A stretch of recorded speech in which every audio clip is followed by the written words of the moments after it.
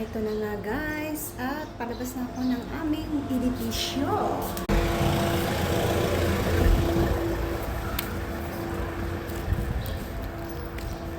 Grabe.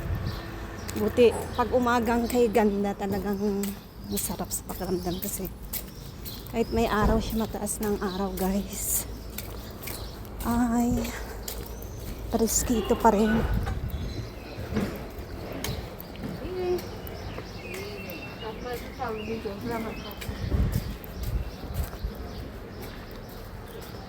Kaya yan, o diba? At syempre lakakad na naman ako papunta doon. At mamaya ang hapon may extra akong work.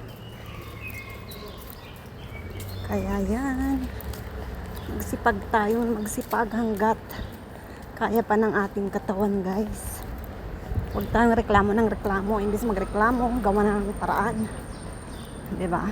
Ako ganun ako, hindi ako pala reklamo sa trabaho guys.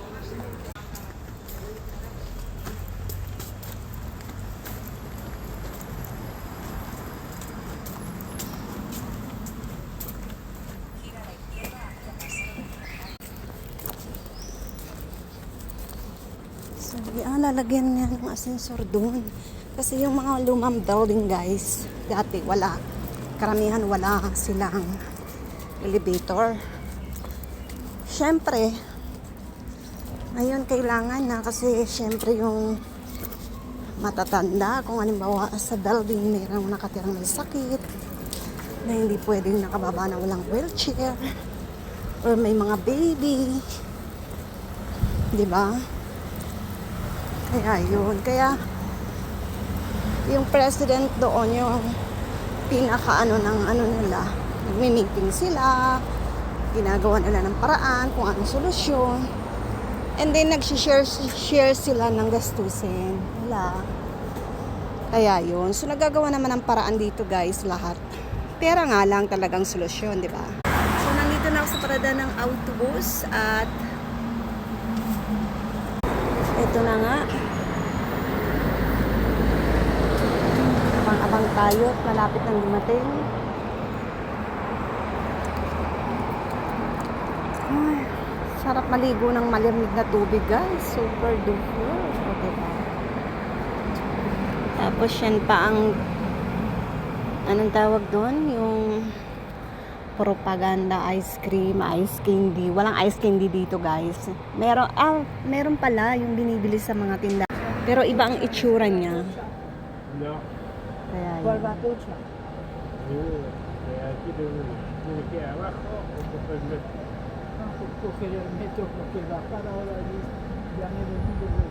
So,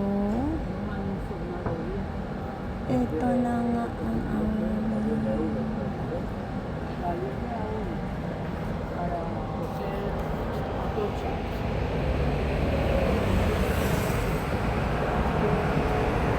sabi mo sa akin, ako lang ang iyong mamahalin, pero pangakong napako, kaya naman pala ikay sinungaling. Nandito na yung bus ko guys,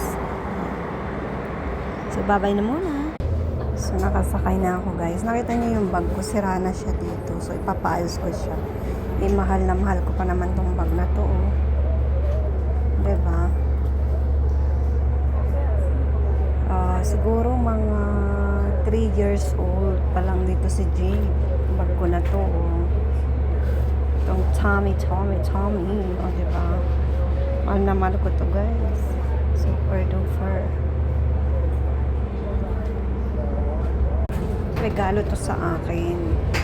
Tapos yung isang bag ko na pink na Ralph Lauren din.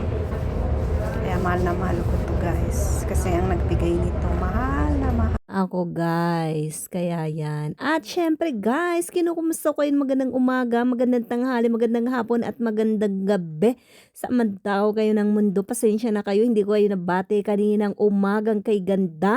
O diba? Kaya naman, syempre kahit nakasakay na ako dito sa autobus, ay kailangan ko pa rin kayong batiin dahil importante kayo sa aking buhay at puso. Nandito na kami sa Monclova, nakarating na kami, kaya naman kailangan na akong tumayo para magpreparar dahil hindi naman tayo dito lalabas or bababa sa may sakayan sa unahan. Siyempre dito tayo bababa sa dulo or sa gitna ng autobus. Kasi siyempre yung sa unahan, yung mga papasok naman, yun ang yung mga naghintay, o 'di ba? So, kaya naman samahan niyo ko sa aking paglalakad papunta sa paradahan ng autobus ko naman doon. Nandito na kami sa Monclova. Or ako pala, nandito na ako kami. Sa bagay, madami kami. Ay, bagong bukas to. Hmm. Mga ilado. Ang mga genda dyan, ititinda. Ilato naman sa Italiano. Ilado naman sa Espanyol. O, diba? Iba-ibang lingwahe. So guys, eto na nga. Nandito na ako sa Monclova. Diba? Kaya naman, panibagong hamon ng buhay. Araw-araw ay iba-ibang paghamon ng buhay na harapin natin. Kaya kailangan lagi nating isama ang Panginoon Jesucristo. Importante yun, di ba? Lagi tayong magnanangit pasalamat. Malabo ang aking camera ngayon. Bakit kaya? Dinikip ko kasi siya kagabi sa... Ang cute naman ng damit na to. Tingnan nyo guys. Diba? Ang ganda. Pero hindi ako bibili ng mga damit ngayon. Kasi ang dami kong damit, mga bestida. Hanggang ngayon, hindi ko pa nasusuot. Meron pang mga presyo. Ewan ko ba, parang wala akong gana magdamit-damit ngayon guys. Hindi ko alam kung bakit. Diba? Kasi super duper busy naman ako sa trabaho. So sabi ko kay Jade, sa susunod naman magbiyahe tayo kahit na weekend lang. Pag wala kang pasok and then wala din akong pasok. Alam niyo naman yung anak ko napaka-responsable. Nagmana sa kanyang nanay. 'Di ba? Ganun 'yun, guys.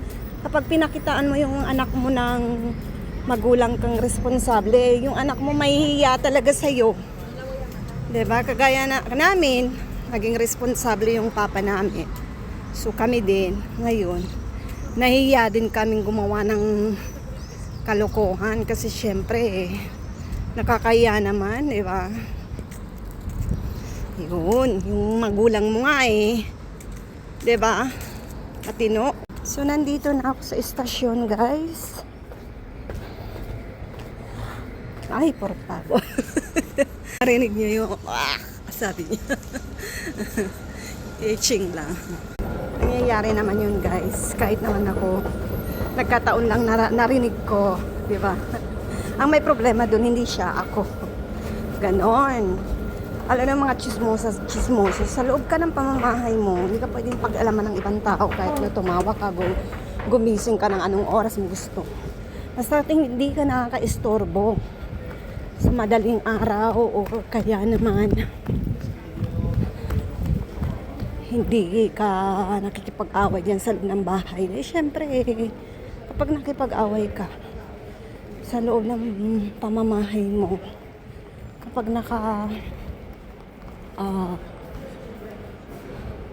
disturbo ka, syempre kakatukin ka or tatawag ng pulis dahil kailangan kang tulungan. Yun ang ibig kong sabihin. At kung ikaw naman magkakaraoke, wag naman yung patulog na yung tao and then madaling araw na, 'di ba? May bukas naman. Okay lang 'yun. Paliban mo naman, bukas naman, 'di ba? 'Yun, guys. Nandito na nga kami sa pilahan at kami dalawa pa lang kasi nagbago na yung ngayon. Itong paradahan, hiniwalay na rin yung isa dito. Individual na sila. Kaya yan. So, nandito ako, guys. Ay, nag-aabang ako ng autobus papuntang Madrid. O, diba? Kaya naman ibang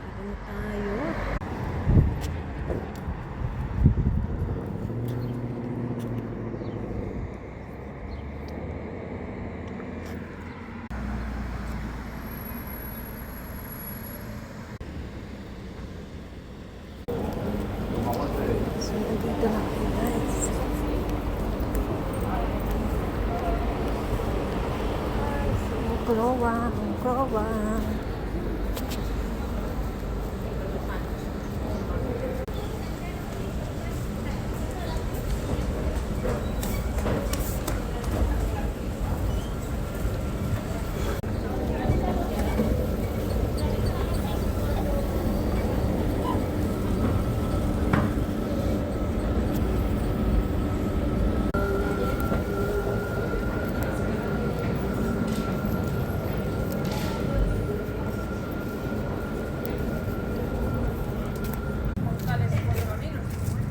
No, intercambiador de 4 camisas es de lo peor.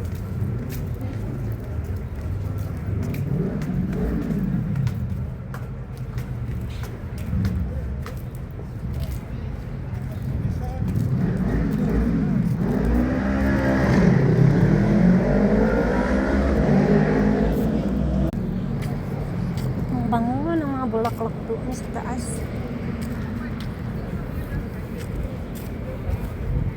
Ay. Amoy ano, naman dito, Spartan. Naalala nyo guys yung ano, tsinelas ng Spartan. Yun ang amoy dito. Grabe. Ay. Yung mga naka-short na sila. Diba?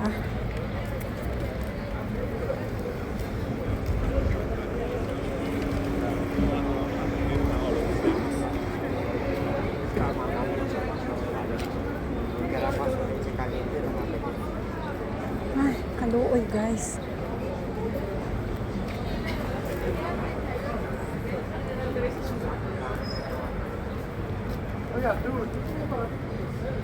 Sarap mag-ice cream, no? Kaya lang, grabe ang asukal mo, tsaka yung itlog. Sa bagay ako guys, kapag gumagawa ako ng ice cream, luto yung itlog, tsaka yung caramel, yung asukal. Mimix mo kasi yung lulutuin mo. Tapos yung itlog na puti.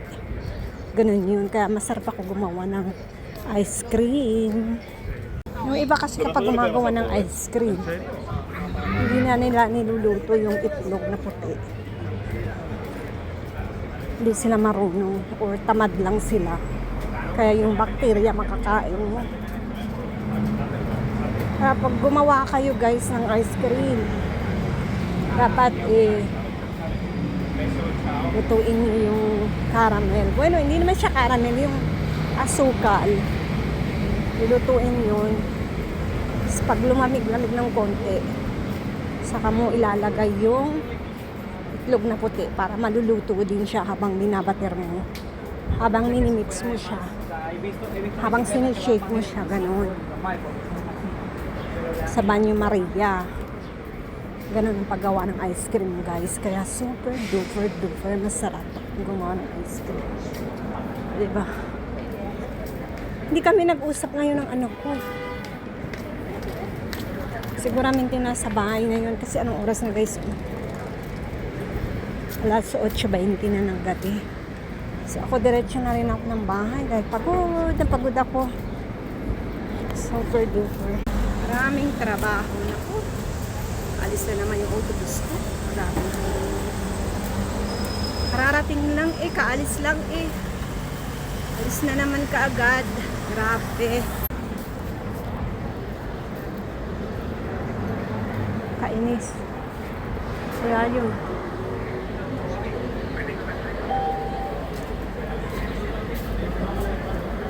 Próximo autobús línea 16, destino Río 12 a 5 minutos. Próximo autobús línea 61, destino Un minuto ang Naval, a 6 diferensya. minutos. Babay na guys. Babay na. Taga ko ang sinasabi kapag lalabas ng bahay. Dalhin pa rin natin sa pasensya para buhay laging masaya. Bye-bye.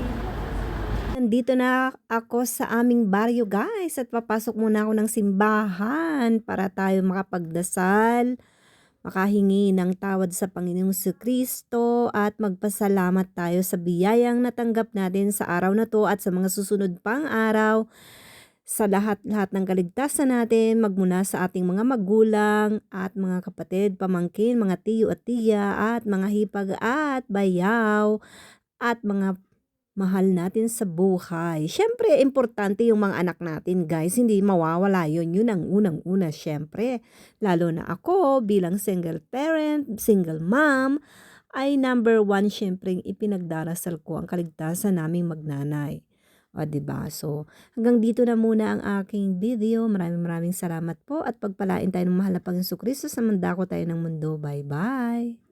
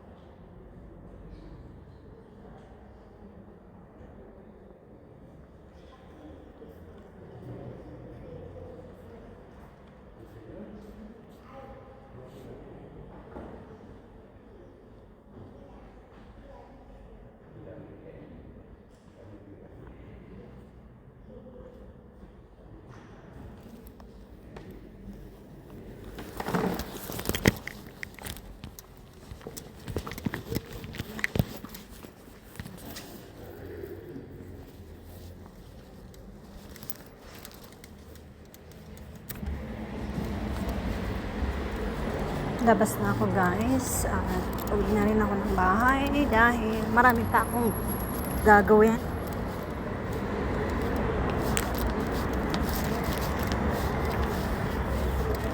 Marami pa akong gagawin, guys.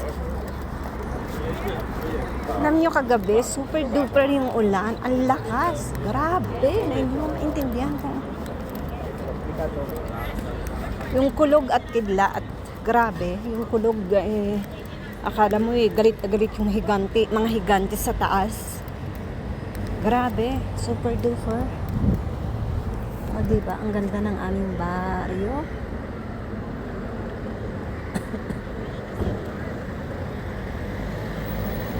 Maganda ang aming baryo. Aming baryo.